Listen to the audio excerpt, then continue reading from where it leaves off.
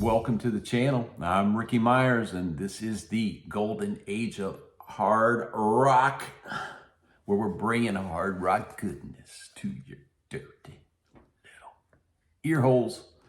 Cheers, and salute to all my fellow devil dogs out there, and in fact, salute to all veterans. It is Friday, and the coffee is good. And today, what are we celebrating today? When I look on the rock calendar and find out it's the anniversary of this debut album, March 14th, 1980. Def Leppard, On Through the Night. That's a shot of the back of the CD. Try to get the glare out. And yeah, you guys know I collect CDs, not record albums. I say albums, but I mean CDs. And here's the trifold. When you open it up, I better stand up here. You get the all the track listings on that side. Get a nice shot of Pete Willis, little young Pete Willis with that Explorer right there in front of the stage. Anyway, 45 years old today. Oh man, where does the time go? 45 years old. Yep, back then you had let's take a look at that again. You have Joe Elliott on vocals, Pete Willis and Steve Clark on guitars, Rick Savage on bass, and Rick Allen with both arms on drums. Man, those were the days. This was the beginning of the new wave of British heavy metal. And yes, this album was part of the new wave of British heavy metal. So this bad boy was produced by Tom Allom. And yes, Tom Allom has some hard rock creds on his resume. Tom worked on the first 3 albums put out by Black Sabbath. That'd be the debut in 1970, Paranoid in 70, also in 1970, and my personal favorite, Master of Reality in 1971. This was 1980. Also in 1980, Tom was produced Judas Priest, British Steel. In fact, he worked on a ton of Judas Priest albums, but just to think that he did this the same year that he did British Steel. Pretty impressive, Tom. So here's how this thing charted. As you might expect, it went over the best in the UK. You know, the whole new wave of British heavy metal was just getting in full swing, and it made it to number 15 in the USA, made it to number 51 on the album charts, and in Australia, made it all the way to 98. Not so good, but hey, it's still there. It's still being represented. Now, when this came out, this was clearly not Pyromania. It did not go crazy.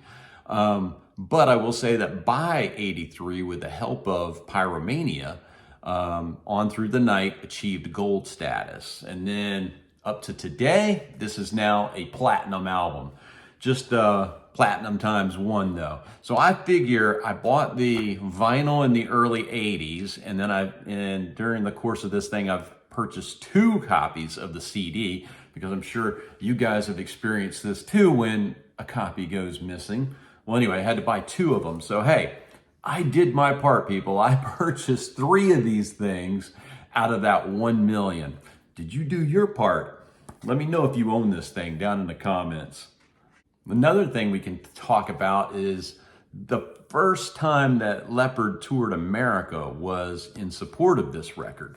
Now, they were far away from being headliners. You know, they may have played a club or 2 on off nights as a headline, but for the most part, this was just jumping on as an opening act for other established acts. And in 1980, probably the best show that they got onto was Ted Nugent's TNT tour.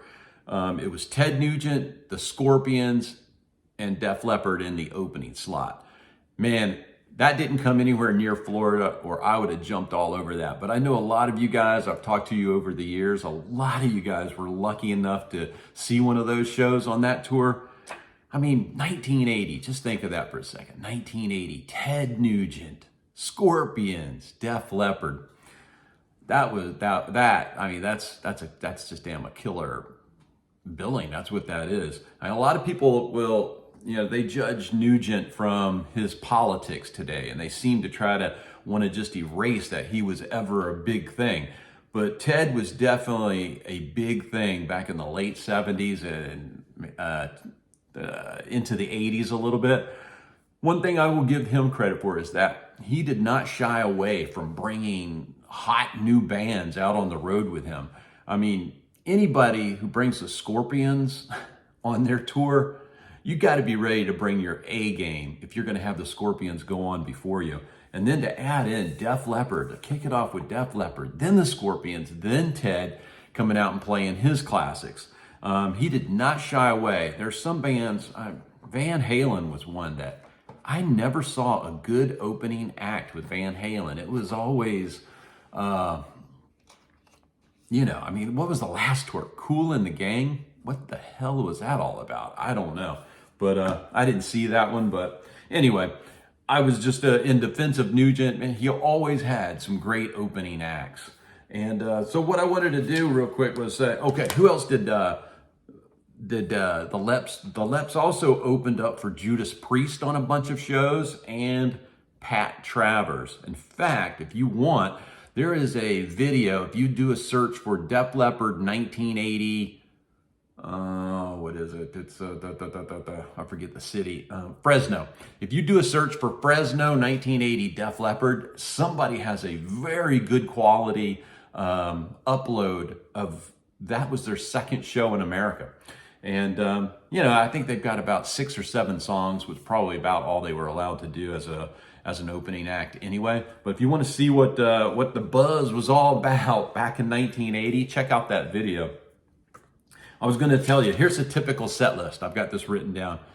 If you would have seen one of those shows that year, because they played all over Europe and possibly even went to Asia too, can't remember.